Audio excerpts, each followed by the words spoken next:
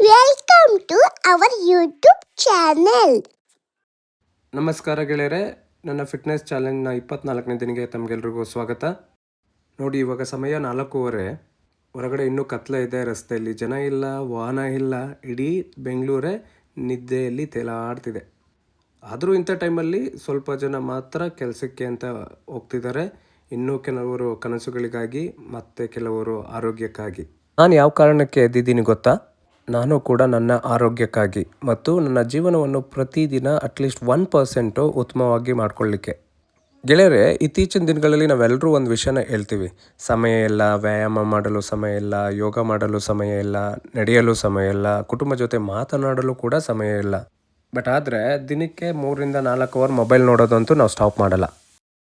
ಯಾರನ್ನೂ ಗೇಲಿ ಮಾಡೋಕ್ಕೆ ಈ ಮಾತು ಹೇಳ್ತಾ ಇಲ್ಲ. ಯಾಕೆಂತಂದರೆ ಒಂದು ಸಮಯದಲ್ಲಿ ನಾನು ಕೂಡ ಇದೇ ರೀತಿ ಇದ್ದೆ. ಇವತ್ತಾಗಿಲ್ಲ ಅಂದರೆ ನಾಳೆ ಮಾಡೋಣ ಬಿಡು, ನಾಳೆ ಆಗಿಲ್ಲ ಅಂದರೆ ನೆಕ್ಸ್ಟ್ ವೀಕ್ ನೋಡೋಣ ಬಿಡು, ಇದೇ ರೀತಿ ನೆಗ್ಲೆಕ್ಟ್ ಮಾಡ್ತಾ ಮಾಡ್ತಾ ದಿನಗಳು ತಿಂಗಳಾದೋ, ತಿಂಗಳುಗಳು ವರ್ಷಗಳಾಗೋದ್ವು. ಇದೆಲ್ಲ ಆದಮೇಲೆ ನನ್ನ ಮಗಳು ನನಗೆ ಅರ್ಥ ಮಾಡಿಸಿದ್ಲು. ಸೊ ನಾನು ಕೂಡ ಒಳ್ಳೆ ನಿರ್ಧಾರ ಮಾಡಿದೆ. ಸರಿಯಾದ ಸಮಯ ಎಂದು ಯಾವತ್ತೂ ಬರೋದಿಲ್ಲ, ನಾವು ಆರಂಭಿಸೋ ದಿನವೇ ಸರಿಯಾದ ಸಮಯ. ಪ್ರತಿದಿನ ಬೆಳಗ್ಗೆ ಎದ್ದು ಯೋಗ ಮಾಡುವುದು ಮತ್ತು ಅದನ್ನು ನಿಮ್ಮ ಜೊತೆ ಹಂಚಿಕೊಳ್ಳುವುದು. It is not an just YouTube video, ನನ್ನ ಜೀವನವನ್ನು ಬದಲಿಸುವ ಪಯಣ. ನನ್ನ ಪಯಣದಲ್ಲಿ ತುಂಬ ಜನ ಸಪೋರ್ಟ್ ಮಾಡ್ತಿದ್ದೀರಾ, ಅದಕ್ಕಾಗಿ ಎಲ್ಲರಿಗೂ ನನ್ನ ಕಡೆಯಿಂದ ಧನ್ಯವಾದಗಳು. ಕ್ಲಾಸಿಗೆ ರೀಚ್ ಆದಾಗ 5 o'clock ಆಗಿತ್ತು. ಎಂದಿನಂತೆ ನಮ್ಮ ಪುನೀತ್ ರಾಜ್ಕುಮಾರ್ ಸರ್ಗೆ ನಮಸ್ಕಾರ ಮಾಡ್ತಾ ನನ್ನ ಜರ್ನಿನ ಸ್ಟಾರ್ಟ್ ಮಾಡಿದೆ. ಬೆಳಗಿನ ತಂಪಾದ ಗಾಳಿ, ಪಕ್ಷಿಗಳ ಚಿಲಿಪಿಲಿ, ನಿಧಾನವಾಗಿ ಬೆಳಗಾಗುತ್ತಿರುವ ಆಕಾಶ, ಇದನ್ನೆಲ್ಲ ನೋಡಿದಾಗ ನನಗೊಂದು ವಿಷಯ ಅರ್ಥ ಆಯಿತು. ಪ್ರಕೃತಿ ಪ್ರತಿದಿನವೂ ನಮಗೆ ಹೊಸ ಅವಕಾಶ ಕೊಡುತ್ತೆ. ಆದರೆ ಆ ಅವಕಾಶವನ್ನು ನಾವು ಹೇಗೆ ಬಳಸ್ಕೊತೀವಿ ಅನ್ನೋದು ನಮ್ಮ ಕೈಯಲ್ಲಿದೆ. ಬರೀ ಒಂದಿನ ಎದ್ಬಿಟ್ರೆ ನಿಮ್ಮ ಜೀವನ ಏನು ಚೇಂಜ್ ಆಗಲ್ಲ. ಹಾಗೆ ಒಂದಿನ ಮಾತ್ರ ಯೋಗ ಮಾಡಿದರೆ ಬದಲಾವಣೆ ಕಾಣೋದಿಲ್ಲ. ಬಟ್ ಪ್ರತಿದಿನ ಮಾಡಿದರೆ 1 ವರ್ಷದ ನಂತರ ಕನ್ನಡಿಯಲ್ಲಿ ಕಾಣುವ ವ್ಯಕ್ತಿ ಖಂಡಿತ ಬದಲಾಗಿರ್ತಾರೆ. ನಿಮ್ಮ ಕಾನ್ಫಿಡೆಂಟ್ ಲೆವೆಲ್ ಚೇಂಜ್ ಆಗಿರುತ್ತೆ, ನಿಮ್ಮ ಆರೋಗ್ಯ ಚೇಂಜ್ ಆಗಿರುತ್ತೆ, ಹಾಗೆ ನೀವು ಥಿಂಕಿಂಗ್ ಮಾಡ್ತಿರಲ್ಲ ಆ ಪ್ರೋಸೆಸ್ಸು ಕೂಡ ಚೇಂಜ್ ಆಗಿರುತ್ತೆ. ನಾನು ನನ್ನ ಕ್ಲಾಸಿಗೆ ಬಂದಾಗ ಪ್ರತಿದಿನ ನನಗೆ ಇಲ್ಲಿ ಸಿಗೋದು ಬರೀ ಯೋಗಾಭ್ಯಾಸ ಅಲ್ಲ, ಒಂದು ಶಕ್ತಿ, ಒಂದು ಉತ್ಸಾಹ ಮತ್ತು ಒಂದು ಹೊಸ ಪಾಠ. ನೆನ್ನೆಗಿಂತ ಇಂದು ನಾನು ಒಳ್ಳೆ ವ್ಯಕ್ತಿ ಆಗ್ತಾ ಇದ್ದೇನೆ. ನೀವು ಕೂಡ ಇದೇ ರೀತಿ ಪ್ರಯತ್ನ ಮಾಡಿ ಅಂತ ಹೇಳ್ತಾ ಬನ್ನಿ ನನ್ನ ಕ್ಲಾಸ್ನ ಸ್ಟಾರ್ಟ್ ಮಾಡೋಣ.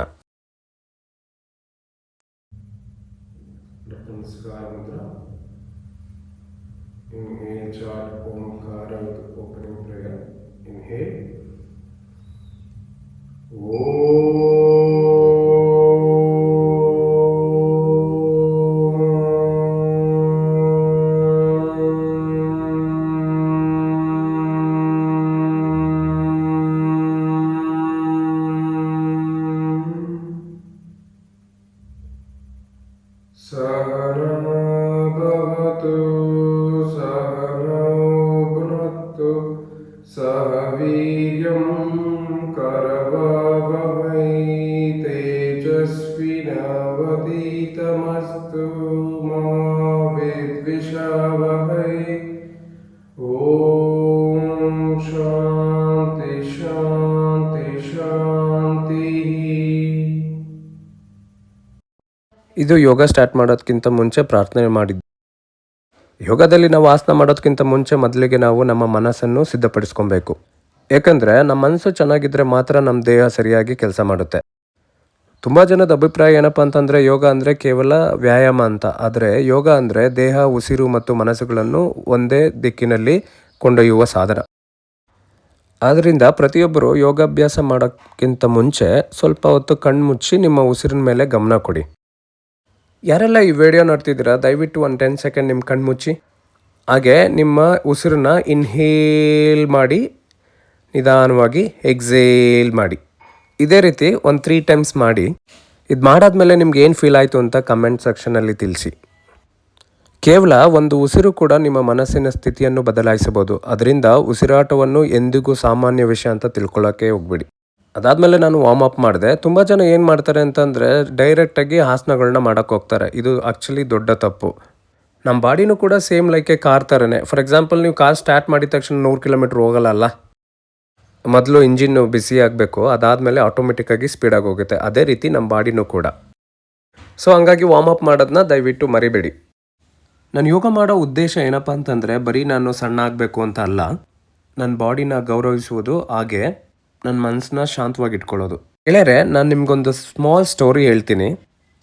ಒಬ್ಬ ಏಜ್ ಆಗಿರೋ ಗುರು ಇದ್ದರು. ಅವ್ರ ಬಳಿ ಒಬ್ಬ ಯುವಕ ಹೋಗಿ ಕೇಳ್ದ, ಗುರುಗಳೇ, ನಾನು ಖುಷಿಯಾಗಿ ಮತ್ತು ಆರೋಗ್ಯವಾಗಿರಬೇಕು ಅಂತಂದರೆ ಎಲ್ಲಿಂದ ಸ್ಟಾರ್ಟ್ ಮಾಡಬೇಕು ಅಂತ. ಆವಾಗ ಗುರುಗಳು ನಗುತ್ತಾ ಒಂದು ಚಿಕ್ಕ ಗಿಡನ ತೋರಿಸಿದ್ರು. ಆ ಗಿಡ ಒಂದೇ ದಿನದಲ್ಲಿ ದೊಡ್ಡದಾಯ್ತಾ ಅಂತ ಕೇಳಿದರು. ಆ ಹುಡುಗ ಹೇಳ್ದ, ಇಲ್ಲ ಗುರುಗಳೇ, ಅದಕ್ಕೆ ಪ್ರತಿದಿನ ನೀರು ಹಾಕಿ ತುಂಬ ವರ್ಷ ಆದಮೇಲೆ ಅದು ದೊಡ್ಡದಾಯಿತು ಅಂತ ಹೇಳ್ದ. ಗುರುಗಳು ನಗ್ತಾ ಹೇಳಿದರು, ಹಾಗೆ ನಮ್ಮ ಆರೋಗ್ಯವು ಪ್ರತಿದಿನ ಅಭ್ಯಾಸದಿಂದ ಬೆಳೆಯುತ್ತೆ, ಒಂದು ದಿನದಲ್ಲಿ ಆಗಲ್ಲ. ಒಂದಿನ ಪ್ರಯತ್ನ ಯಾವತ್ತೂ ರಿಸಲ್ಟ್ ಕೊಡಲ್ಲ. ಹಾಗಾಗಿ ಪ್ರತಿದಿನ ನಿನ್ನ ಪ್ರಯತ್ನ ನೀನು ಮಾಡು ಅಂತ ಹೇಳಿದರು. ಗೆಳೆಯರೆ, ಅದೇ ರೀತಿ ನಾವು ಕೂಡ ರಿಸಲ್ಟ್ನ ಬೇಗ ಎಕ್ಸ್ಪೆಕ್ಟ್ ಮಾಡೋಕ್ಕೆ ಟ್ರೈ ಮಾಡ್ತೀವಿ. ಒಂದು ವಾರದಲ್ಲಿ ಜಿಮ್ ಹೋಗ್ಬಿಟ್ಟು 6 ಪ್ಯಾಕ್ ಬೇಕು ನನಗೆ ಅಂತ, 5 ಡೇಸ್ ಯೋಗ ಮಾಡಿಬಿಟ್ಟು ನಾನು ಹೊಟ್ಟೆ ಕರಗಬೇಕು, 10 ದಿನ ಡಯಟ್ ಮಾಡಿದರೆ ತೂಕ ಇಳಿಸ್ಬೇಕು. ಬಟ್ ಆದರೆ ನಮ್ಮ ದೇಹ ನಮ್ಮ ಪ್ರಕೃತಿಯ ನಿಯಮದ ಪ್ರಕಾರ ವರ್ಕ್ ಆಗೋದು. ಸೊ ನೇಚರ್ ಯಾವತ್ತೂ ಕೂಡ ಆತರ ಪಡಲ್ಲ. ಆದರೆ ಅದು ತನ್ನ ಕೆಲಸವನ್ನು ಎಂದಿಗೂ ನಿಲ್ಲಿಸೋದಿಲ್ಲ. ಅದಕ್ಕಾಗಿ ಪ್ರತಿದಿನ 1% ಸುಧಾರಣೆ ಆದರೆ ಸಾಕು, 365 ದಿನದ ನಂತರ ನೀವು ಸಂಪೂರ್ಣ ಬದಲಾಗ್ತೀರಾ. ಮತ್ತು ಯೋಗದಲ್ಲಿ ಕಾಂಪಿಟೇಷನ್ ಮಾಡೋಕ್ಕೆ ಹೋಗ್ಬೇಡಿ. ನಿಮ್ಮ ಕೈಲಿ ಎಷ್ಟಾಗುತ್ತೋ ಅಷ್ಟನ್ನು ಮಾಡಿ. ಬೇರೆಯವ್ರನ್ನ ಕಂಪೇರ್ ಮಾಡ್ಕೊತ ಬಲವಂತವಾಗಿ ನಿಮ್ಮ ಬಾಡಿನ ಬೆಂಡ್ ಮಾಡೋಕ್ಕೆ ಹೋಗಬೇಡಿ. ಪ್ರತಿದಿನ ನೀವು ಟ್ರೈ ಮಾಡ್ತಾ ಇದ್ದರೆ ನೀವು ಕೂಡ ಚೆನ್ನಾಗಿ ಮಾಡ್ಬೋದು. ಒಂದು ವಿಷಯ ಗೊತ್ತಾ ಸ್ನೇಹಿತರೆ, ವಿಶ್ವ ಆರೋಗ್ಯ ಸಂಸ್ಥೆ ಪ್ರಕಾರ ಇಂದಿನ ಕಾಲದ ಲಕ್ಷಾಂತರ ಜನ ದೈಹಿಕ ಚಟುವಟಿಕೆ ಕಡಿಮೆ ಇರೋದ್ರಿಂದ ತಮ್ಮ ಜೀವನ ಶೈಲಿಯಲ್ಲಿ ಆರೋಗ್ಯ ಸಮಸ್ಯೆಗಳನ್ನು ಎದುರಿಸ್ತವ್ರೆ. ಹಾಗಾಗಿ ಅಟ್ಲೀಸ್ಟ್ ದಿನಕ್ಕೆ ಒಂದು 30 ನಿಮಿಷ ನಿಮ್ಮ ದೇಹಕ್ಕೆ ನೀವು ಸಮಯ ಕೊಡಿ. ನಾನು ನಿಮಗೆ ಯೋಗನೇ ಮಾಡಿ ಜಿಮ್ನೇ ಮಾಡಿ ಅಂತ ಹೇಳ್ತಾ ಇಲ್ಲ. ಅಟ್ಲೀಸ್ಟ್ ವಾಕಿಂಗ್ ಮಾಡಿ, ಸೈಕ್ಲಿಂಗ್ ಮಾಡಿ, ಏನಾದರೂ ಒಂದು ಸ್ವಲ್ಪ ಬಾಡಿ ಮೂಮೆಂಟ್ಸ್ನ ಮಾಡಿ ಅಟ್ಲೀಸ್ಟ್. ನಿಮ್ಮೆಲ್ರಿಗೂ ನಂದೊಂದು ಪ್ರಶ್ನೆ ಇದೆ. ನೀವು ನಿಮ್ಮ ಲೈಫಲ್ಲಿ ನಿಮ್ಮ ಆರೋಗ್ಯಕ್ಕೆ ಏನು ಮಾಡಿದ್ದೀರಾ? ಲೈಫಲ್ಲಿ ದುಡ್ಡು ಮಾಡೋಕ್ಕೆ ಟೈಮ್ ಇದೆ, ಕೆಲಸ ಮಾಡೋಕ್ಕೆ ಟೈಮ್ ಇದೆ, ಮೊಬೈಲ್ ಯೂಸ್ ಮಾಡೋಕ್ಕೆ ಟೈಮ್ ಇದೆ, ಆದರೆ ದೇಹಕ್ಕೆ ಮಾತ್ರ ಸಮಯ ಇರೋದಿಲ್ಲ. ಒಂದು ದಿನ ನಾನು ಕನ್ನಡಿಯಲ್ಲಿ ನನ್ನನ್ನು ನೋಡಿಕೊಂಡಾಗ ಆವಾಗ ನನಗೆ ಅರ್ಥ ಆಯಿತು, ಈ ಬಾಡಿ ದೇವರು ಕೊಟ್ಟಿರೋ ನನಗೆ ಗಿಫ್ಟು, ಬಟ್ ಅದನ್ನು ಕಾಪಾಡೋದು ನನ್ನ ಜವಾಬ್ದಾರಿ. ಸೊ ಹಾಗಾಗಿ ನಾನು ಪ್ರತಿದಿನ ನನ್ನ ದೇಹಕ್ಕೆ ಟೈಮ್ ಕೊಡ್ತಾ ಇದ್ದೀನಿ. ಡೈಲಿ ಏನಾದರೂ ಹೊಸದನ್ನು ಕಲಿತಿದ್ದೀನಿ, ಡೈಲಿ ನಾನು ಚೇಂಜ್ ಆಗ್ತಾ ಇದ್ದೀನಿ. ಜೀವನದಲ್ಲಿ 2 ನೋವಿರುತ್ತೆ. ಒಂದು ಶಿಸ್ತಿನ ನೋವು, ಇನ್ನೊಂದು ಪಶ್ಚಾತ್ತಾಪದ ನೋವು.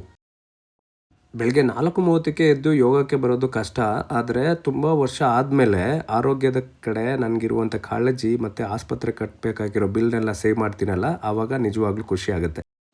ಹಂಗಾಗಿ ನಾನು ಮೊದಲನೇ ನೋವನ್ನು ಆರಿಸ್ಕೊಂಡಿದ್ದೇನೆ. ಏಕೆಂದರೆ ಕೊನೆಯಲ್ಲಿ ಆರೋಗ್ಯ ಇದೆ, ಆತ್ಮವಿಶ್ವಾಸ ಇದೆ, ಸಂತೋಷ ಇದೆ. ನೀವು ಯಾರೆಲ್ಲ ಈ ವಿಡಿಯೋ ನೋಡ್ತಿದ್ದೀರಾ, ನಿಮ್ಮ ವಯಸ್ಸು 20 ಇರ್ಬೋದು, 30 ಇರ್ಬೋದು, 40 ಇರ್ಬೋದು, 50 ಇರ್ಬೋದು.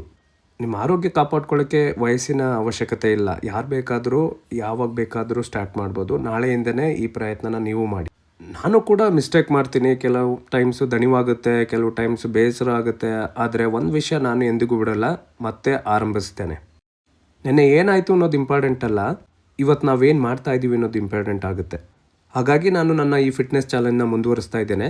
ಇನ್ ಕೇಸ್ ಯಾರಾದರೂ ಈ ವಿಡಿಯೋ ನೋಡಿ ಅವರು ನನ್ನನ್ನು ಇಂಪ್ರೆಸ್ ಆಗಿ ತೊಗೊಂಡು ಅವ್ರೇನಾದ್ರು ಅವ್ರ ಆರೋಗ್ಯದ ಕಡೆ ಗಮನ ಹರಿಸಿದ್ರೆ ಅವತ್ತಿಗೆ ನನ್ನ ಈ ಜರ್ನಿ ಸಕ್ಸಸ್ ಅಂತ ನಾನು ಫೀಲ್ ಮಾಡ್ತೀನಿ. ತುಂಬ ಜನಕ್ಕೆ ತಮ್ಮ ಹೆಲ್ತ್ನ ಕಳ್ಕೊಂಡ್ಮೇಲೆ ಗೊತ್ತಾಗುತ್ತೆ ಅದರ ಬೆಲೆ ಏನು ಅಂತ. ಹಾಗಾಗಿ ನಿರ್ಲಕ್ಷ್ಯ ಮಾಡಬೇಡಿ. ನಿಮ್ಮ ದೇಹ ನಿಮ್ಮ ಜೀವನದ ಮೊದಲನೇ ಮನೆ ಹೊಡೆದ್ರೆ ಹೊಸದಾಗಿ ಕಟ್ಬೋದು, ಆದರೆ ದೇಹವನ್ನು ಬದಲಾಯಿಸಲು ಸಾಧ್ಯವಿಲ್ಲ. ಸೊ ಹಂಗಾಗಿ ನಿಮ್ಮ ದೇಹಕ್ಕೆ ಪ್ರತಿದಿನ ಅಟ್ಲೀಸ್ಟ್ 10-15 ಮಿನಿಟ್ಸ್ ಟೈಮ್ ಕೊಡಿ. ಹಾಗೆ ಪ್ರೇರಣೆಗಿಂತ ಶಿಸ್ತು ದೊಡ್ಡದು. ಎಷ್ಟೋ ಜನಕ್ಕೆ ಮೋಟಿವೇಶನ್ ಕೊಟ್ಟರೆ ಮಾತ್ರ ಅವರು ಕೆಲಸ ಮಾಡ್ತಾರೆ, ಆದರೆ ಮೋಟಿವೇಶನ್ ಇಲ್ದಲೇ ದಿನವೂ ಎದ್ದು ನಿಲ್ಲುವವನೇ ಸಕ್ಸಸ್ ಆಗೋದು. ನಾನು ಏನು ಡೈಲಿ ಎನರ್ಜಿಲೇನು ಎದ್ದೇಳೋದಿಲ್ಲ. ಸೊ ಒಂದೊಂದು ದಿನ ಅಯ್ಯೋ ಇವತ್ತು ಕ್ಲಾಸ್ ಬಂಕ್ ಮಾಡೋಣ ಅಂತ ಅನಿಸುತ್ತೆ. ಒಂದೊಂದ್ಸಲ ಬಾಡಿನೂ ನಮ್ಮ ಕಂಫರ್ಟಬಲಲ್ಲಿ ಇರಲ್ಲ. ಬಟ್ ಆದರೆ ನಾನು ಡೈಲಿ ಎದ್ದು ಬರ್ತೀನಿ. ಯಾಕೆ ಗೊತ್ತಾ, ನನ್ನ ಮಗಳಿಗೆ ಕೊಟ್ಟಿರೋ ಮಾತನ್ನ ನಾನು ಗೌರವಿಸ್ತೇನೆ. ಕೊನೆಯದಾಗಿ ನಿಮ್ಮ ಜೊತೆ ನೀವೇ ಸ್ಪರ್ಧೆ ಮಾಡಿ. ಬೇರೆಯವ್ರ ಜೀವನವನ್ನು ನೋಡಿ ನೀವು ಅವ್ರು ಹಂಗಿದ್ದಾರೆ ಇವ್ರು ಹಿಂಗಾದರೆ ಅನ್ನೋ ಬದಲು ನಿಮ್ಮ ಜೀವನನ ಎಂಜಾಯ್ ಮಾಡಿ. ಯಾವಾಗ ನೀವು ನಿಮ್ಮ ಲೈಫ್ನ ಎಂಜಾಯ್ ಮಾಡೋಕ್ಕೆ ಸ್ಟಾರ್ಟ್ ಮಾಡ್ತೀರಾ, ಅದೇ ನಿಮಗೆ ನಿಜವಾದ ಗೆಲುವು. ನಿಮ್ಮ ಲೈಫಲ್ಲಿ ಏನಾದರೂ ಚೇಂಜಸ್ನ ನೋಡಲಿಕ್ಕೆ ನೀವು ಬಯಸ್ತೀರಾ? ಹಾಗಾದರೆ ಇವಾಗಲೇ ಒಂದು ಡಿಸಿಷನ್ ಮಾಡಿ. ದಿನಕ್ಕೆ ಅಟ್ಲೀಸ್ಟ್ 20 to 30 ಮಿನಿಟ್ಸ್ ನಿಮ್ಮ ಬಾಡಿಗೆ ಟೈಮ್ ಕೊಡಿ. ಏನಾದರೂ ಎಕ್ಸಸೈಸ್ ಮಾಡಿ. ಯೋಗ ಮಾಡ್ಬೋದು, ಜಿಮ್ಗೆ ಹೋಗ್ಬೋದು, ವಾಕಿಂಗ್ ಮಾಡ್ಬೋದು, ಸೈಕ್ಲಿಂಗ್ ಮಾಡ್ಬೋದು, ಅಥವಾ ಪ್ರಾಣಾಯಾಮನಾದರೂ ಮಾಡಿ. ಏನಾದರೂ ಮಾಡಿ ಅಟ್ಲೀಸ್ಟ್ 30 ಮಿನಿಟ್ಸ್ ನಿಮ್ಮ ಬಾಡಿಗೆ ಟೈಮ್ ಕೊಡಿ. ಇದನ್ನು ಪ್ರತಿನಿತ್ಯ ಮಾಡ್ತಾ ಬನ್ನಿ. 1 ತಿಂಗಳಾದಮೇಲೆ ನಿಮ್ಮ ಬಾಡಿಲಾಗೋ ಚೇಂಜಸ್ನ ನೀವೇ ಅಬ್ಸರ್ವ್ ಮಾಡಿ. ಇನ್ ಕೇಸ್ 3 to 4 ಮಂತ್ಸ್ ಏನಾದರೂ ಇದೇ ರೀತಿ ಮಾಡ್ಕೊಳ್ತಾ ಬಂದ್ರಿ ಅಂತ ಇಟ್ಕೊಳ್ಳಿ, ನಿಮ್ಮ ಮನಸ್ಸಲ್ಲಿ ತುಂಬ ಬದಲಾವಣೆ ಕಾಣ್ತೀರಾ. 1 ವರ್ಷ ಏನಾದರೂ ಕಂಪ್ಲೀಟ್ ಮಾಡಿದರೆ ನಿಮ್ಮ ಲೈಫ್ ಸ್ಟೈಲ್ ಕಂಪ್ಲೀಟ್ಲಿ ಚೇಂಜ್ ಆಗಿರುತ್ತೆ. ಪ್ರಯತ್ನ ಮಾಡಿ ನೋಡಿ, ಪ್ರಯತ್ನಕ್ಕೆ ತಕ್ಕ ಫಲ ಸಿಕ್ಕೇ ಸಿಗುತ್ತೆ. ನನ್ನ ಈ ಫಿಟ್ನೆಸ್ ಚಾಲೆಂಜಲ್ಲಿ ಡೇ ಒನ್ನಿಂದ ತುಂಬ ಜನ ನನಗೆ ಸಪೋರ್ಟ್ ಮಾಡ್ತಾ ಇದ್ದೀರಾ. ನೀವೆಲ್ಲ ನನ್ನ ಜೊತೆ ಇದ್ದೀರಾ. ಅವ್ರಿಗೆಲ್ಲರಿಗೂ ನನ್ನ ಕಡೆಯಿಂದ ಧನ್ಯವಾದಗಳು. ಇನ್ ಕೇಸ್ ಯಾರಾದರೂ ಈ ವಿಡಿಯೋನ ಮೊದಲನೇ ಬಾರಿಗೆ ನೋಡ್ತಾ ಇದ್ದರೆ ಅವ್ರಿಗೆ ನನ್ನ ಕುಟುಂಬಕ್ಕೆ ಸ್ವಾಗತ. ಎಂದಿನಂತೆ ಇವತ್ತು ಕೂಡ ಮೆಡಿಟೇಷನ್ ಮಾಡಿ, ಪ್ರಾಣಾಯಾಮ ಮಾಡಿ, ಬಾಡಿನ ಸ್ವಲ್ಪ ವಾರ್ಮ್ ಅಪ್ ಮಾಡಿಕೊಂಡು ಲೂಸಿಂಗ್ ಮಾಡ್ತಾ, ಎಕ್ಸಸೈಸ್ನ ಮಾಡ್ತಾ, ಅದಾದಮೇಲೆ ಸೂರ್ಯ ನಮಸ್ಕಾರ ಮಾಡ್ತಾ ನನ್ನ ಇವತ್ತಿನ 24 ಡೇ ಸೆಕ್ಷನ್ನ ಕಂಪ್ಲೀಟ್ ಮಾಡ್ತಾ ಇದ್ದೀನಿ. ಈ ವಿಡಿಯೋ ನಿಮಗೆ ಇಷ್ಟ ಆದರೆ ಲೈಕ್ ಮಾಡಿ, ಶೇರ್ ಮಾಡಿ, ಕಮೆಂಟ್ ಮಾಡಿ. ಹಾಗೆ ನಿಮ್ಮ ಫ್ಯಾಮಿಲಿ ಮತ್ತು ನಿಮ್ಮ ಫ್ರೆಂಡ್ ಜೊತೆ ಈ ವಿಡಿಯೋನ ಶೇರ್ ಮಾಡಿ. ಯಾರೆಲ್ಲ ನನ್ನ ಚಾನಲ್ನ ಇದುವರೆಗೂ ಸಬ್ಸ್ಕ್ರೈಬ್ ಮಾಡಿಲ್ಲ, ದಯವಿಟ್ಟು ಸಬ್ಸ್ಕ್ರೈಬ್ ಮಾಡಿ. ಎಲ್ಲರೂ ಆರೋಗ್ಯವಾಗಿರೋಣ. ನಿಮ್ಮ ಆರೋಗ್ಯವನ್ನು ಕಾಪಾಡಿಕೊಳ್ಳಿ. ನಿಮ್ಮ ಕುಟುಂಬ ಜೊತೆ ಚೆನ್ನಾಗಿರಿ. ಪ್ರತಿದಿನ ನಿಮ್ಮ ಕನಸುಗಳಿಗಾಗಿ ಒಂದು ಹೆಜ್ಜೆನ ಮುಂದೆ ಇಡ್ತಾ ಇರಿ. ಎಲ್ಲರಿಗೂ ಒಳ್ಳೆಯದಾಗಲಿ. ಸರ್ವೇ ಜನೋ ಸುಖಿನೋ ಭವಂತು. ಜೈ ಶ್ರೀರಾಮ್. ಮತ್ತೆ ಸಿಗೋಣ ನಾಳೆ. Thank you, everyone.